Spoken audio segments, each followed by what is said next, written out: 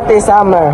A hammer is a hand tool consisting of a solid head, usually made of metal set crosswise on a handle. What are the uses of hammer? They use for striking or pounding. It is used for a wide range of applications such as driving nails into wood, shaping metal, or crushing rock. The chemical of hammer. Carbon C 0.95% to 1.25% for high strength, hardness, and wear resistance. Manganese Mn 17% to 20% to ensure an obstinate structure and improve toughness.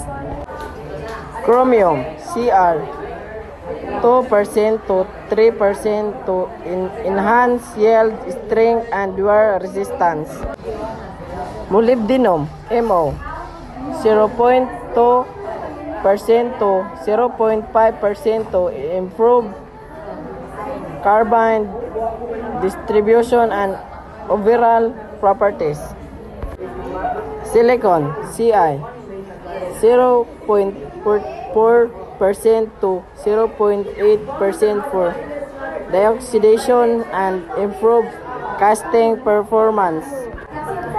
Phosphorus P and sulfur C controlled to low levels, P 0.7%, C 0.5% to prevent cracking and maintain mechanical properties.